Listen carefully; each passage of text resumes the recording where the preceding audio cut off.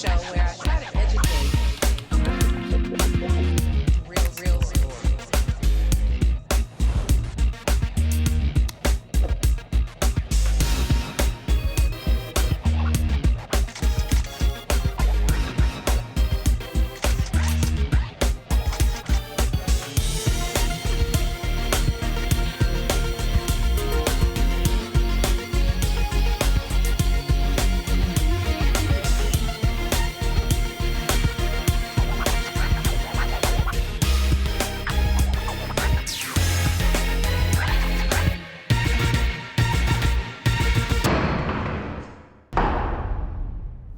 Thank you for watching Truth and Justice with Vivian King. This is a show where I try to educate people about the criminal justice system through stories.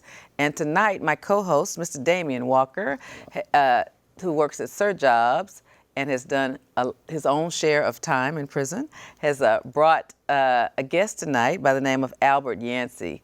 And we're excited to hear your story tonight, Albert. So let's start off by introducing yourself to the audience. Tell us who you are, where you're from, how you were raised. Well, first of all, I want to say thank you for inviting me. As you already mentioned, my name is Albert. I was raised in Victoria, Texas. Unfortunately, I was born in Corpus Christi, Texas, but at a young age, my father succumbed to drugs, alcohol, once he returned back from Germany, serving time in the military. I was birthed to a Caucasian mother, African-American father. My mother's originally from Australia. She left home when she was 16 years old, found a job in Germany, and it was there she met my father. And in 1970, 71, they relocated to Texas, and this is where I was born, in Corpus Christi. His life, when he returned, wasn't what he thought it would be. And so, as I mentioned, he succumbed to the use of drugs and alcohol. And Does that mean it was an overdose? no, just his life in itself. And so one day, him and my mother got into an argument. And my mother left out the house.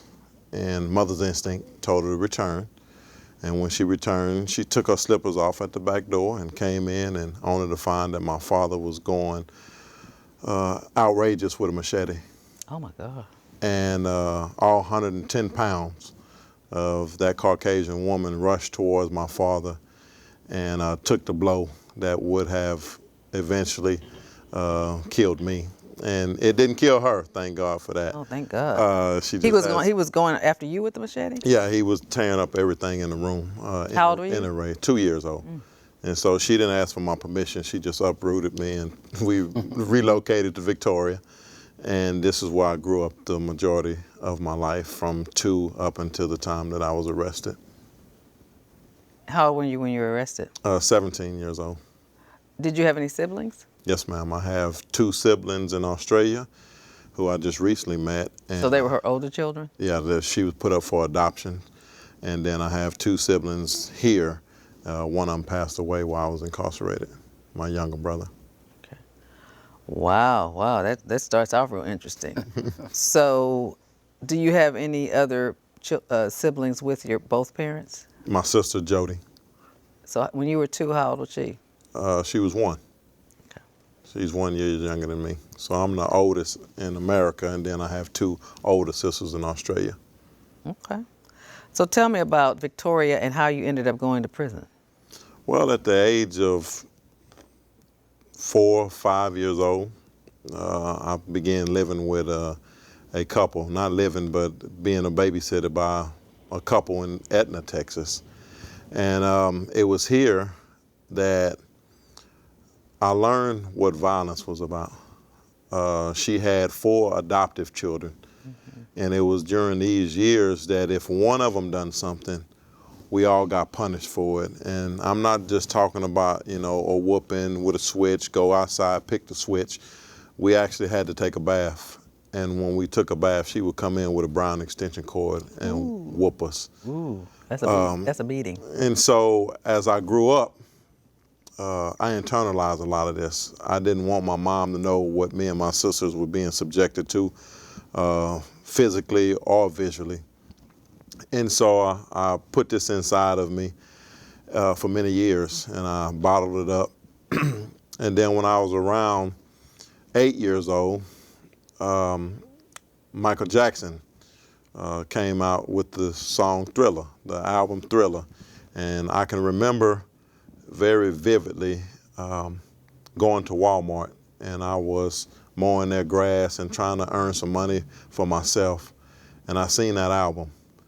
And something in me picked that album up, and that was my first time of stealing something from a store. Wow. At the age of 8 years old. I ran home and told the lady who was babysitting me what I had done as far as working, cutting grass at Walmart. And she said, well, did they pay you? I said, yes, ma'am, they paid me. And she said, well, where the money at? And she took my money. What? And so Was it a black-white couple? What was it? it was a black couple. She was a single lady. She didn't have a man, but she had 4 adoptive children that she adopted, that she was raising and being paid to raise them. Wow, that was no good. That was kind of bad. So she. And then what happened from there? Yeah, she took the money from me and then found out that I had the Michael Jackson album. And so because of the Michael Jackson album, she used that to take my money and discipline me with the extension cord. And so it's those type of things that I had to experience as a young kid. We eventually relocated back to Victoria, and it was here that I began to thrust myself into sports. I began to play Little League Baseball. I began to hang out at the boys club, got involved in basketball, got involved in boxing, got involved in karate at one time, even though the instructor only stayed there for a couple of months and took our money and left. But it was here that I tried to find an outlet for my pain, because at that young of an age, I did not know how to externally express what I was feeling inside without feeling like I was weak. So I began to do well in sports. Baseball, I went to All-Stars every year that I played as a catcher. At that age, I also started my own lawn care service. We stayed in the government project, Section 8. And one of the rules is that if you borrowed a lawnmower, you had to sign your name and check out the gas can and fill it back up. So what I would do is I would go check it out as if I'm mowing my yard, but I would make copies and put it in all the elderly's door and tell them that I would cut their yard for $5.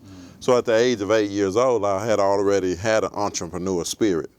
And so I started my own business, and this went well for approximately 3 years. I began to buy gold carts and mini bikes and try to work on them, and still was in sports. And then in 1985, my mother received a phone call that changed the directory of my life. My uncle called from California and told me that my father had been found floating dead in the Colorado River. It shattered me. And the reason why it shattered me, because he was my hero. I thought that one day he would get his life together and that he would come back and be the Superman or the Batman of our family and say, hey, Daddy's back home. But that never happened. And so I didn't know how to process another part of pain. I'm already dealing with child abuse. I'm already dealing with not having my father in my house. And now I get the news that my father will no longer ever be around. And so I didn't know how to process that. And so I continued to play sports. But this is when my life became disruptive with the law. At the age of 11 years old, I got caught with my first crime for going to someone's yard and stealing a boxer puppy that I thought was actually a pit bull. And so I was picked up for that and was placed on juvenile probation. At 11? At the age of 11 years old. In Victoria? In Victoria, yes, ma'am. Okay.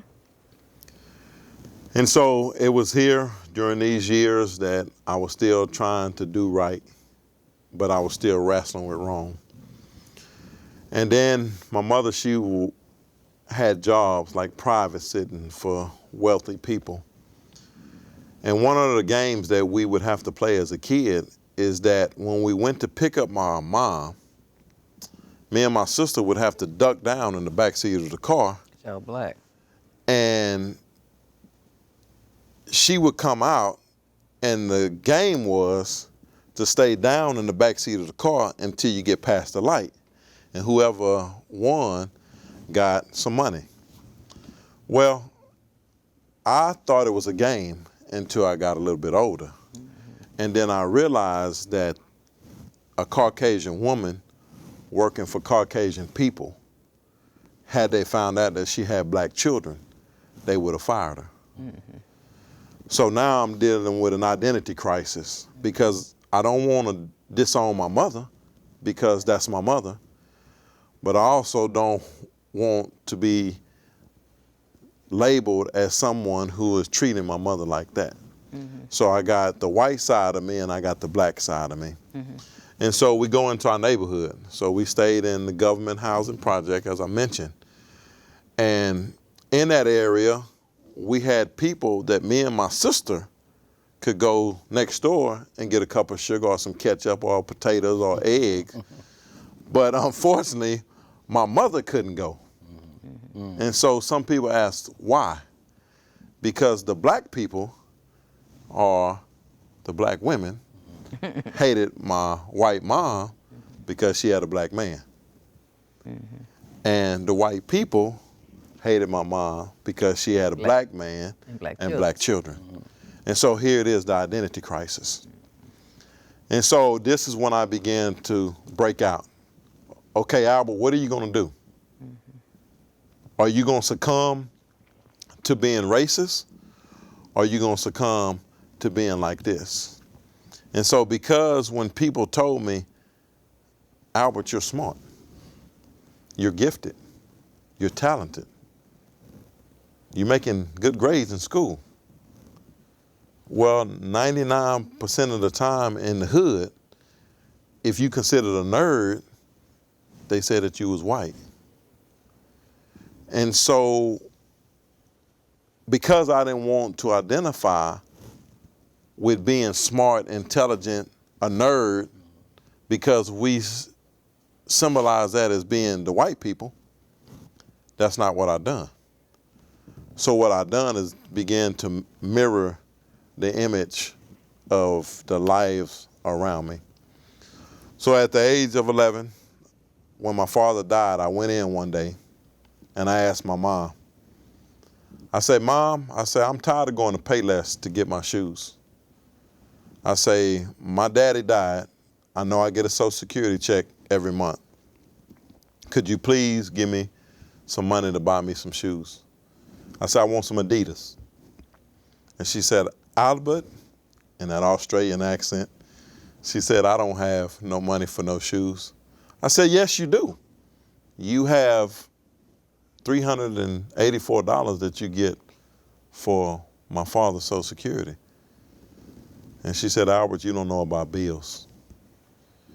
And she ended up giving me some money. She told me don't ask her for no more money for the rest of the month. I said, okay. I had been around enough hustlers and gangsters to know what I was going to do with the money that she gave me. And I went out and bought my first $25 bag of weed and had someone roll me some $2 joints. And I began to sell drugs at the age of 11 years old.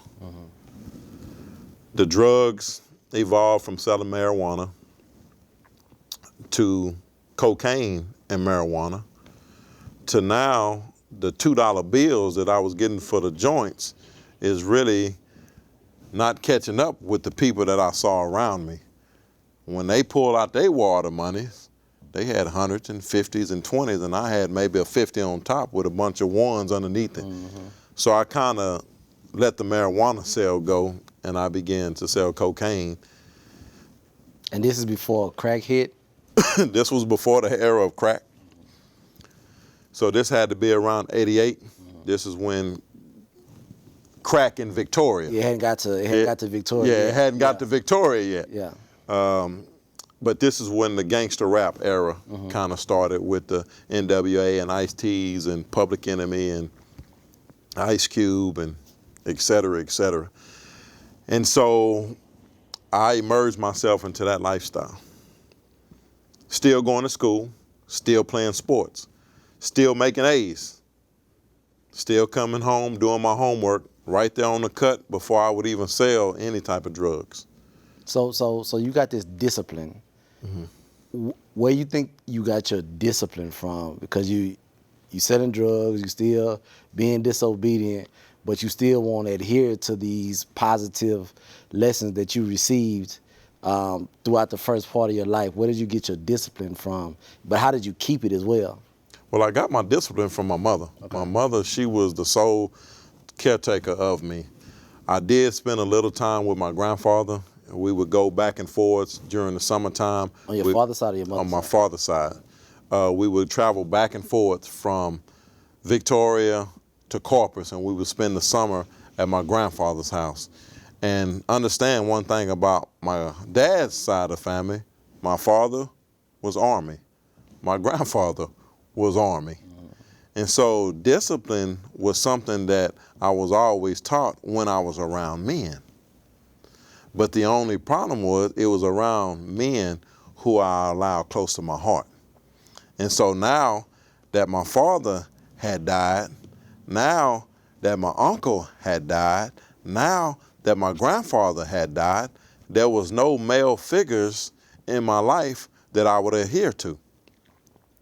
And because I was so angry at the fact that daddy never came home, even when mom did get in another relationship, I never allowed a stepdad into my life. And so the discipline was a part of the structure that was embedded in me as a youth, but I also knew that I didn't want to be trapped in that lifestyle. And so here it is, I had two lifestyles. Even though I was doing wrong, I still wanted to go to Marines for 8 years. But the only problem is that I didn't have no one to come and help me, show me how to navigate through what I was going through. Not because I wasn't around men who cared about me, but because I had this brick wall up. Because every man that I had allowed to get close to me died. And so as a result of that, I kept the discipline, I kept the structure, but I didn't stick with the plan. And so it's like with anything, regardless of how strong the armor is, if it has a crack in it, it's going to allow something to get inside that shouldn't have been inside. So with me, I had the structure, I had the armor. Mother was on me all the time, even though she worked 2 and 3 jobs to do the best for me. There was still that time that she was not home when I needed someone to say, hey, Albert, it's going to be okay. And so at that age, when that door opened, for me to find a way not only for myself, but also to help my mom out, I saw quick money as a way of helping my family. Because mind you, I am the oldest of a younger sister and a younger brother. And so I felt like it was my responsibility to take up the mantle of being the man at home. And so when I done that, started with the marijuana, started with the cocaine, and then eventually it went to the crack cocaine. And so not only did it come with the crack cocaine, it came with being involved in a gang. So I submerged myself into the gang. So here it is. I got pain, death, don't know how to process that. Now you give me an avenue to express how I'm really feeling inside, to build a reputation around what I was feeling. And so this is what I began to do. So I began to wear Los Angeles Raiders. Real man wear black. Black power, black this, black that, black this. Because I was trying to identify with what I thought was comfortable for me. And so this evolved. I continued to stay in that lifestyle from the age of 11 until September the 7th of 1991. And it was on this day, How old were you then? 17, this day that a group of men came through the neighborhood in a flashy Jeep Wrangler, pulling a boat, and they stopped to buy some drugs. When they first stopped on the corner, they asked to buy some acid and some weed. Well, first of all, Damion, there's not much acid At all. in the hood. Maybe on the other side of town. So that created a conflict from the beginning. The second thing is that they was not of the African American ethnicity group. And so one of the passengers in the back seat of the car called one of the guys the N-word. And so this created a little chaos amongst a group of guys who were gang members of mine. That's kind of bold, though, to come to somebody's neighborhood to buy drugs and then call somebody the N-word. I mean, you come into the black neighborhood. Yeah. So, I mean, that's very antagonistic. That's provoking. It is very provoking. At the same time, they was intoxicated because they had been out fishing and rafting. I see. And so So they weren't going out with the boat, they were coming in. they was coming back in with the boat. And they said that the only reason, in my trial, they said that the only reason why they was down there is because of a detour that led them down there.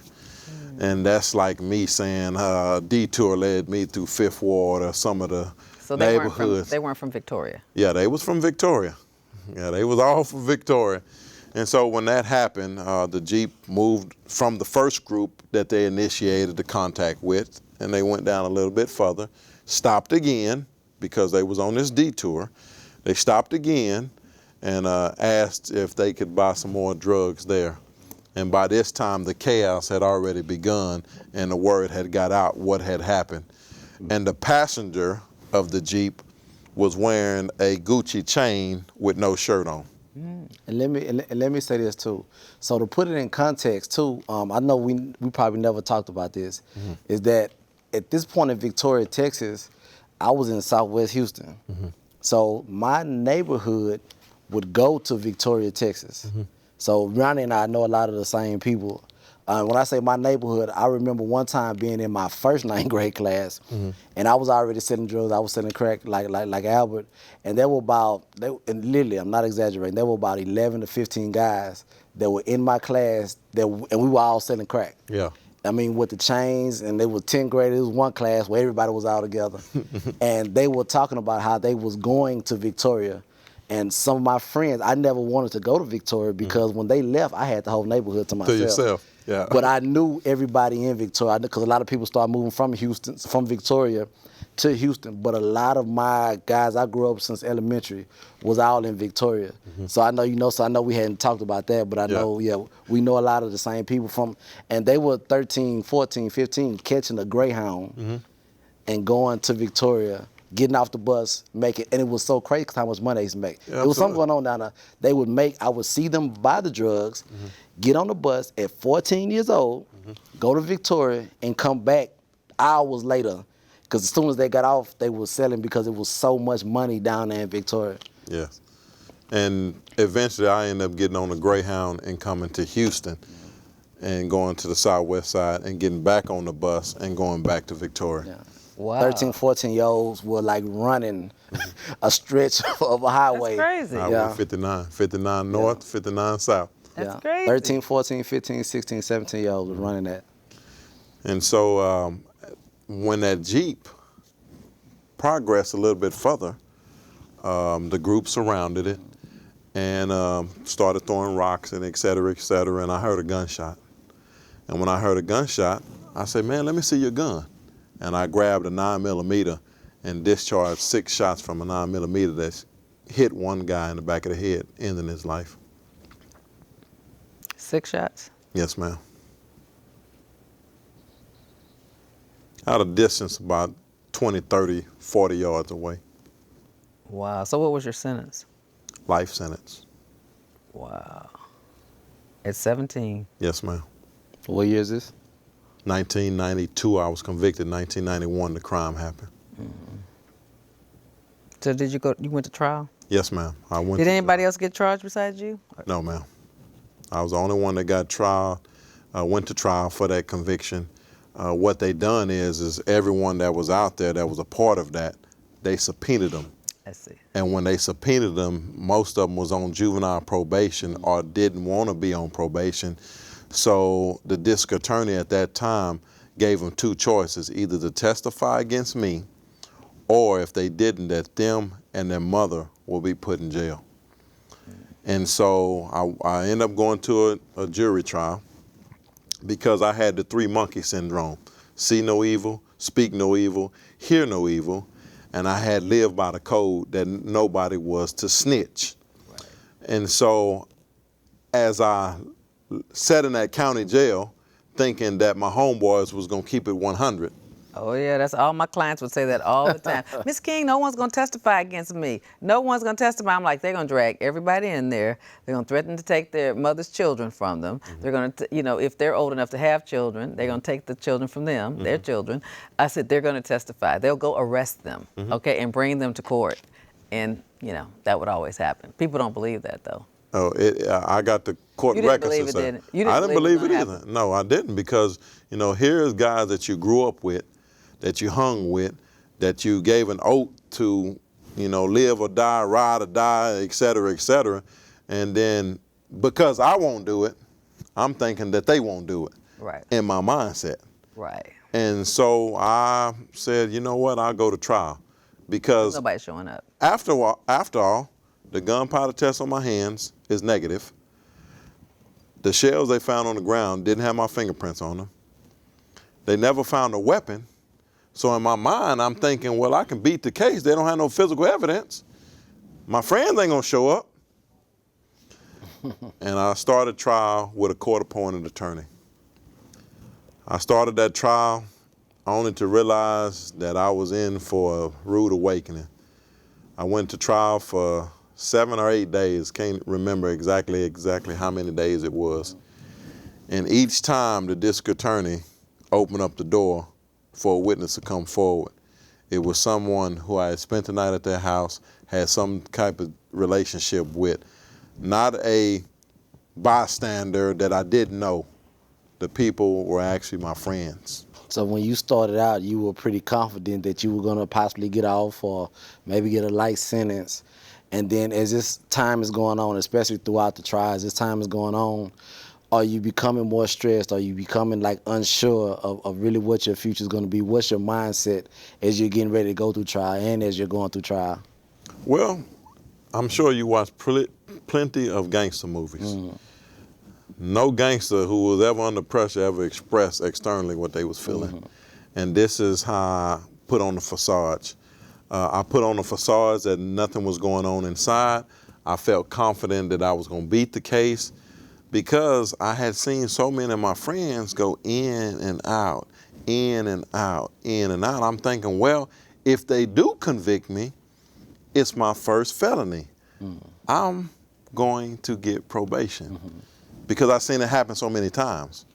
But what I didn't realize is that they wasn't going to jail for the murder. Same thing that I had been arrested for. It wasn't for murder, yes.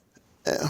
But I kept that hope that I would beat the case. And may I say this? From a defense attorney standpoint, that's the hardest client to have. And I was going to ask you that. Oh, yeah, because they know everything. Yeah. They already know their friends are not showing up. You can't convince a young man in jail that his friends are going to show up. And is that and if you tell them, of course, because if you tell them, they say, you just a sellout. You're just working for them. You don't, because that's what they're going to think, because they're not going to believe the truth. And unfortunately, when the truth comes, then it's too late. Yeah, it's too late. It's too late. And so, so that's why in the last few years of my private practice, I had hired Danny Sneed, who was my co-host here, to be my paralegal, to go talk to my real bad guys that are in there for capital murder, because he did 15 years in jail, in prison.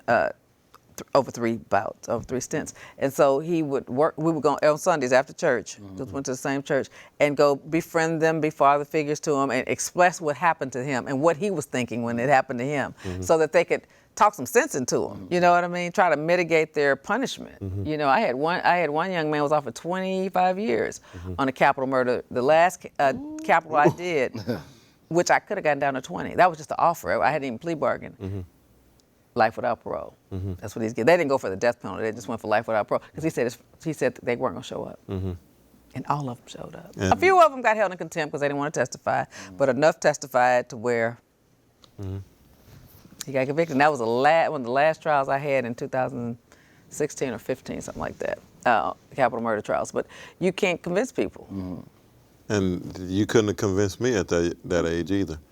And so I went to that trial, and I sat there for 7 or 8 days thinking that some kind of way I was going to get out. Right.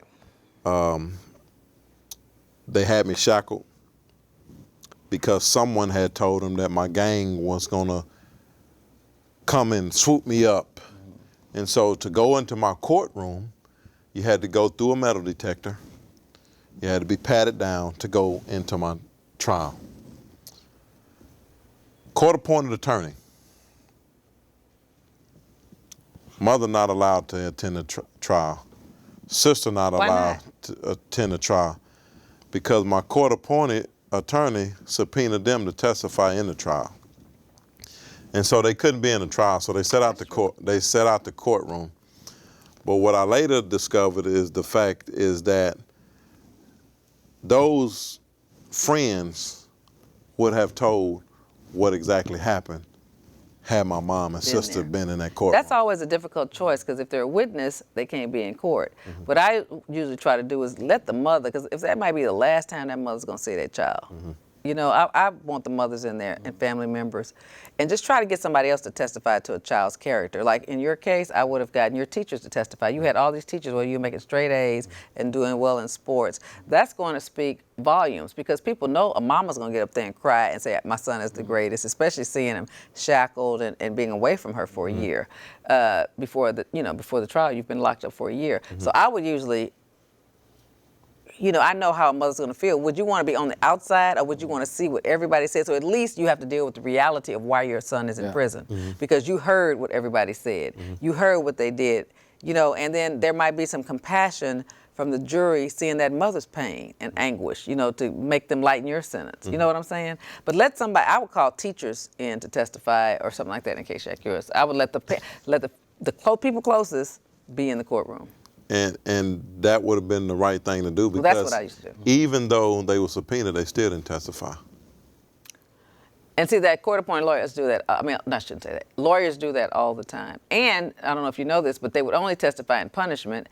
And the DAs can agree to let them sit in the courtroom, knowing that's the last time, because they don't know facts about the case. They're not fact witnesses. Fact witnesses can't testify because you don't want them to see what somebody else is saying, and that influenced their testimony as to what they saw. But your mother and sister weren't fact witnesses; they were punishment witnesses. That's it, and that's and then why not let them testify? I mean, so why wouldn't if you're gonna make them torture them, make them sit outside the whole time? I think that lawyers that do that have no compassion for what's about to happen because. Just think of what they did to you. Like I said, a mother can handle it better if they see it. If they see the autopsy photos, they see, the pain of another family. Although they're hurting what happened to you, they can at least understand why you're there. Rather than sitting on the outside, they never understand it. So I think it's better. And that's the exact people who you said that you would get to testify. Those were the people that came in, the boys club, my coaches, but mom and sister didn't get that opportunity. And so those people actually sat and watched the trial, or they testified? No, the boys club. They testified in the punishment, the punishment stage of it. And so on February the 25th, that's when I was sentenced to a life sentence in prison and a $10,000 fine. Are you 18? They gave you the maximum, huh? Are you 18 or 17 still? Oh, I was 17 still. I got the case happened September the 7th. I started trial January the 25th. Oh, that was a fast trial. Yeah, so I wasn't even in jail, 6 months. I was When is the trial? January what? January the 27th is when the trial. 1992. 1992. So I was crime happened, trial, and out of Victoria in 6 months. Wow. In 6 months. That's amazing. And had it been the biggest case there in a while? It's probably still the biggest case there because of all the publicity that's associated with it. What I've determined over the years, and this may be my own personal opinion, is that it wasn't so much about the murder case or the victim. It was about sending a message out. Because here you got the crack epidemic, you have teenagers running the hoods, and so I'll never forget the words of the district attorney. He said, if you want to send a message out to the gangs, and I won't glorify them because they don't need to be glorified, but give this young man a life sentence and a $10,000 fine. Show him the same mercy that he showed his victim when he decided to fire 6 shots from a 9mm. So we can send a message. It wasn't about, let's send a message. And so this is what ended up happening, a message. And so I ended up going to prison. Ferguson was my first unit. Got off the bus, realized that I was in uncharted territory and I was outnumbered. And the reason why I say outnumbered is because I'm from Victoria. I'm not from Dallas, I'm not from Houston, I'm not from San Antonio, I'm not from Corpus Christi, I'm not from none of the major cities in the state of Texas. And I want to ask this too. So I know that you say you're not going to glorify the gang, so it's your choice not to say the name. But as you're going into this situation, the county, going into prison, Ferguson is, at this time, is pure hell. Absolutely. At the time that you're going in is pure hell. So are you choosing to still associate yourself with the gang, whichever name they may have? Are you choosing to still associate yourself with the gang? For one, you not having those numbers. And also, not necessarily protection, because I know that you're going to hold it down, but just making sure that you can survive these first few months, because when you get there, it's a test every single day, 12 times a day sometimes. So are you choosing to maintain your affiliation with the gang? Absolutely not. Once I walked out of that courtroom and I told my mom, I looked back at my mom when they put them handcuffs on me, and I told my mom, be strong. I walked back into that and I made up my mind then that I will never associate myself with no type of gang ever in life again. Oh, because they wouldn't testify. I mean, because they testified against They you. testified against So me. they broke your heart too. So, I mean, here it is, death, farther out of my life. So here it is, again, I've opened myself up to you, and now what did you do? Betray me. And so I walked into prison. My first day there, I got into 3 fights. Dog. That's just how the prison culture is. What was your record? Oh, I was 99-0. Okay. What'd he say? Did he lost? No, 99-0. That means 99 wins, no losses. No, I know. I said, but would you say you were 0-99? I mean, would you say 50-50? Now, because of being involved in boxing when I was at the Boys and Girls Club, one of the things, a prison fight, it doesn't last long. A lot of it is just to see if you're going to fight. So I walked in there. G block was my first block. The officers opened up the door, let you in the day room. So here it is. Back when I came to prison, you can have watch, you can have necklace, and you can have tennis shoes. And so I had already been told by the old schools in the county jail, hey, if anybody asks you about your shoes and they ask you what size it is, you tell them they're your size and hit them in the mouth.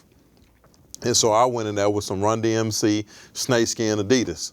And so when I was asked that question, man, what them shoes is? That was my first swing. And so the officer started the fight. I started the fight because I was already programmed with how I'm gonna have to make it through prison. Now, when the life sentence was given to me, I already knew that I had to do 15 years. So writing a disciplinary case and going to the fields and all that, that was gonna be a part of my life for 15 years anyway. So I wasn't coming up until 2006. Right. Here it is, 1992.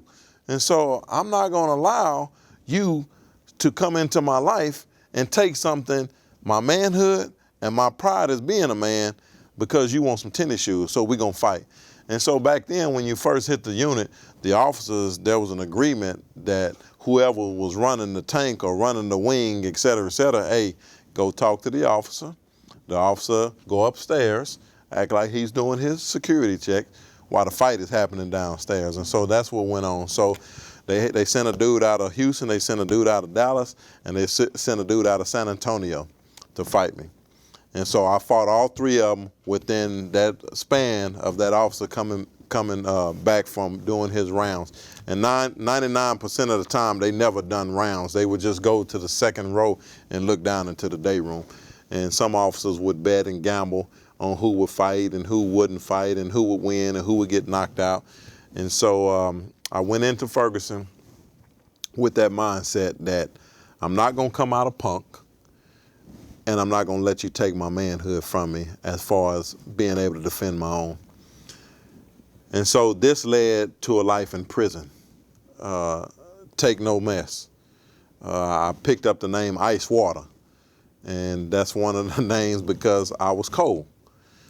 And so Cold at fighting. Cold at fighting, cold at stealing out the kitchen, cold on the basketball court. So what was your nickname? Ice Water. Ice Water. And so I picked up that name, and so now I went from A Money in the streets to now I picked up another name. Okay, so with the names comes an identity. So A Money, I'm about money. So now Ice Water, now I've put on a whole different persona. Yeah, about myself. Still wrestling inside that this is really not who I am, but now I got myself to this place. Now I have to be this person. And so now I'm submerging into the prison culture. And so in submerging myself into the prison culture, now I learn the tricks and the trade of prison. And so in prison, I first started learning about drugs being smuggled in. I learned about relationships with the female officers. I learned about making the white dudes or the weaker dudes ride. And what ride is for a TV nation who may not know what riding is, that means that this guy pays me protection so nobody don't make him a punk or steal his stuff. So back then, What you call it now? A what? a ride. A ride, okay. So what would happen is that this guy would come in, he don't want to fight, he got a 2-year sentence, he got a 3-year sentence, he don't want no problems, so I will put him under my wing, and then $60 spend, you give me 40, you keep 30. All this terminology. And so, and so that's the ratio. You get 30, I get 40. And so, and then here it is, you play on the boy's emotions, and you writing his mama and you writing his sister. And so you learn the prison lifestyle. And so I've done this for many years. Not so much the protection part, making them ride for the protection part, because I didn't like the way they was doing some of them guys in there.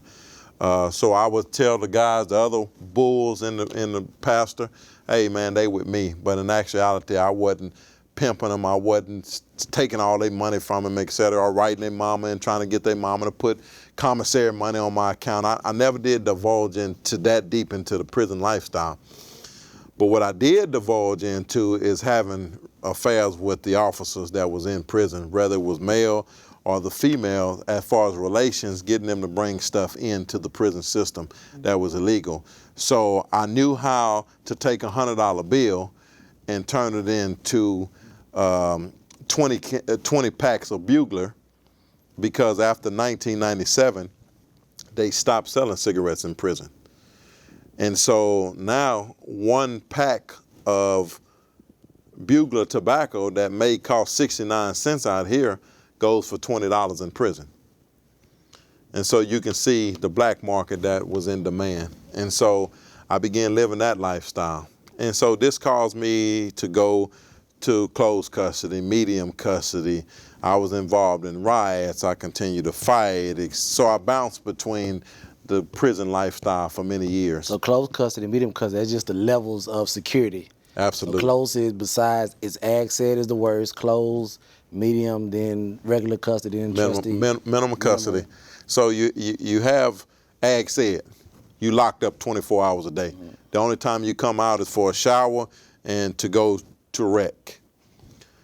Closed custody, you have a cellmate, you locked in all day. The only time you get to come out is for a shower, which is about 15 minutes, 10 minutes, and then they'll put you in a cage, you and your cellie, next to another cage, like a dog kennel.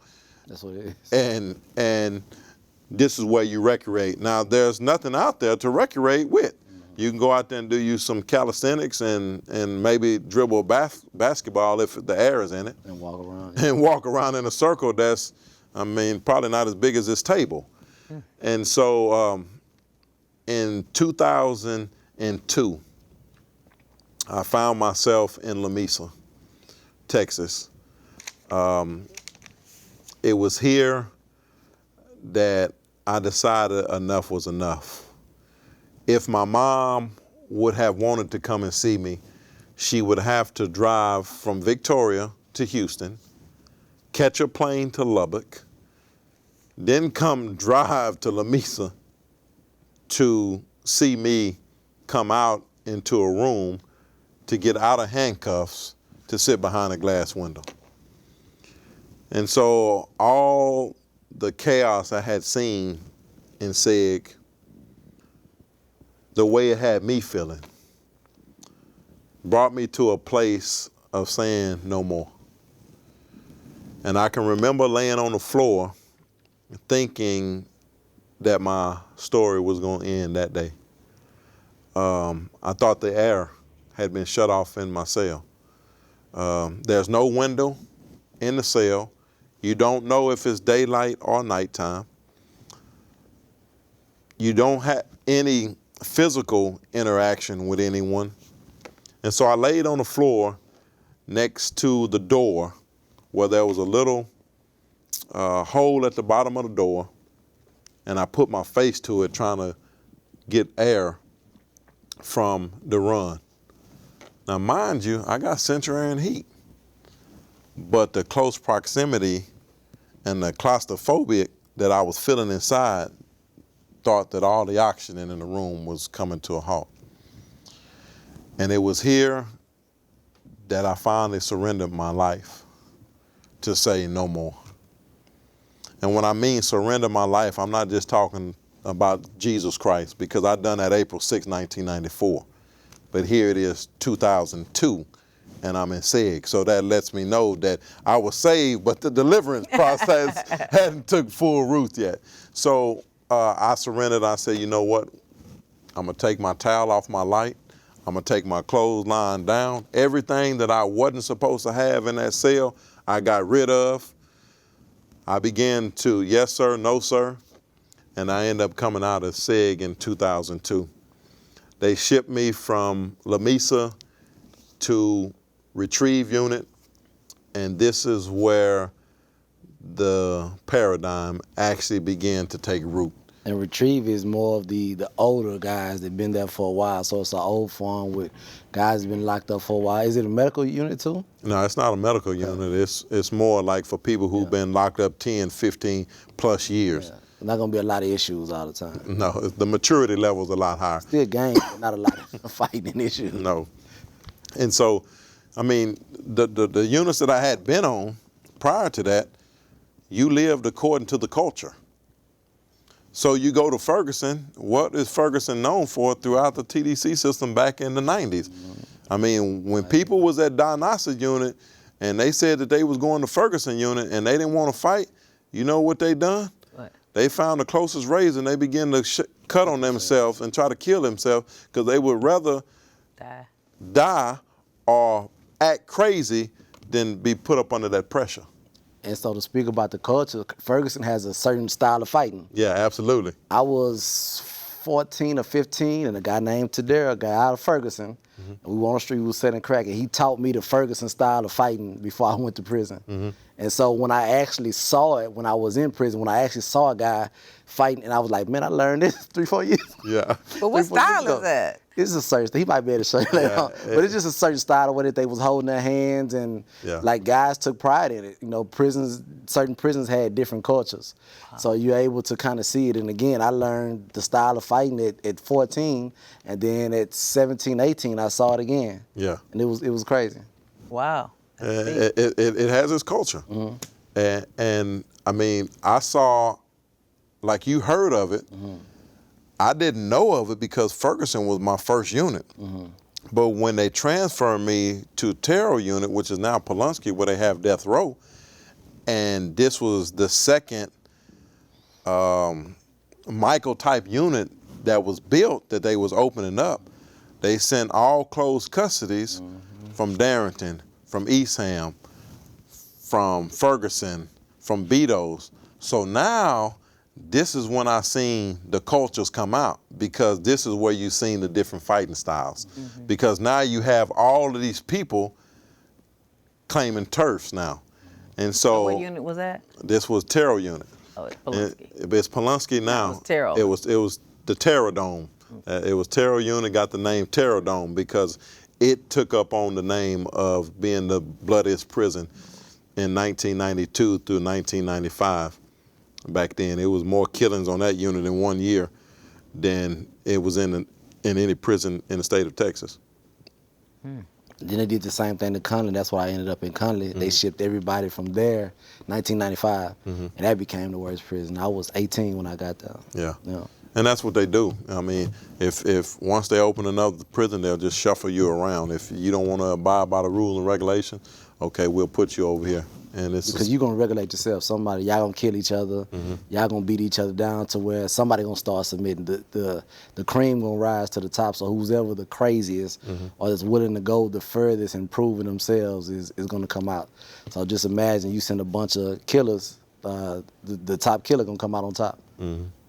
So both of us kind of experienced that at super young ages. Young age of 17, and I mean, it was live or die. It was a survival technique that you had to adapt. It's not something that you can prepare for. It's not something that you can say, okay, I'm gonna do this, I'm gonna do that. It's just, you're out there and you have to learn. And one thing that I did want to do, and that was to return home. And so by any means necessary. And so I got involved in the black market in prison, began to pack the knives, and 2 and 3 knives at some time. But then I got to the retrieve unit in 2002, and I started talking to some people who had been doing time. And at this time, I had been gone 11 years now, had already been back to the county jail on the appeal. It didn't work, had hopes that it would. And now it's 2002, so I have 4 years before I see parole for the first time. And so now I'm beginning to listen to the wisdom of those who had already been up for parole and those who had gotten approved for parole and went home but returned back to prison. And so I began to adhere to the wise counsel, is that you need to begin to focus yourself on what you want to do after prison. How do you align what your vision is right now? And so it was here that I signed up for college, and thinking that I was going to Ramsey 1 on the 4-year bachelor's program, but they sent me to just a 3 unit. And so it was here that I began to get exposed to education. Mind you, when I went to Ferguson and Terrell and the Darringtons and all the units that I was on, the education was Donald Goins' Iceberg Slim. That was the Bibles back then, 48 Laws of Power, The Art of Seduction, that's what everybody was reading. And so now I've been uprooted from this mindset to now I'm reading books about 401ks, the stock market, how to write a business plan, et cetera, et cetera. And so once I began to surround myself with them, I said, you know what? This is what I want to do. This is what I want to be. I don't never want this to be my life again whenever I walk free of this place. And so I signed up for college, and I ended up going to the Just 3 unit in 2011. You went to Jester in 2011. Yes, ma'am. I went in 2011. I ended up going to the Jester 3 unit. And when I went there, I signed up for computer science and walked in the classroom. And I still remember it very vividly. The teacher said, "Do not mess with anything on the desktop." And so here I am sitting at a computer thinking that I can't move my keyboard, I can't move my mouse or nothing. Not realizing that the desktop is what I'm looking at.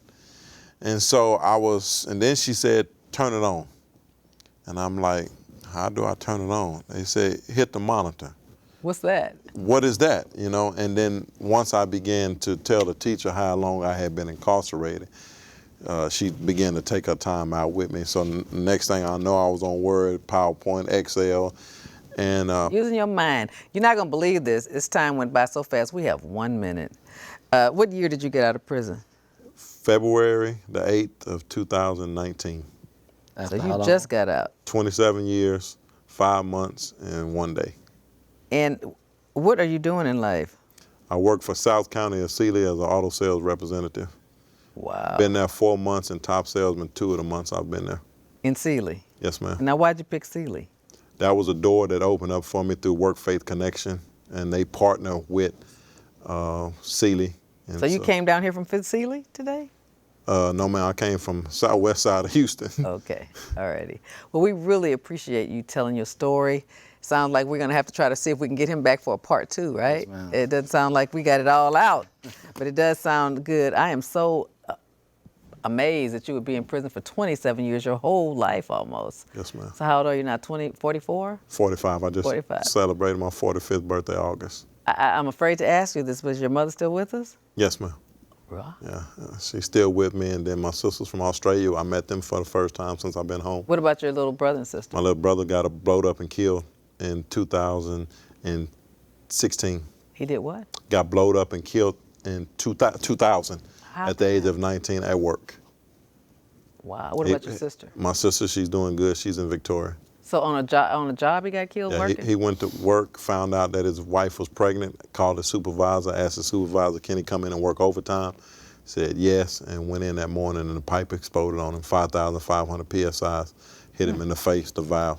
Well, thank God your mother's still with us. Thank you for this wonderful guest, Damion. You always do the best for us. Thank you for listening to this very intriguing, interesting story. I wish I could make a movie of all these great stories that I hear and these great people who have overcome the odds. And after 27 years in prison, has gotten a job being a top salesman, just getting out of prison this year. Isn't God good? Isn't it miraculous? Thank you so much for telling your story and educating us about life after prison. Thank you so much. Thank you for watching Truth and Justice with Vivian King, and we'll talk to you next time. And I want to tell your story.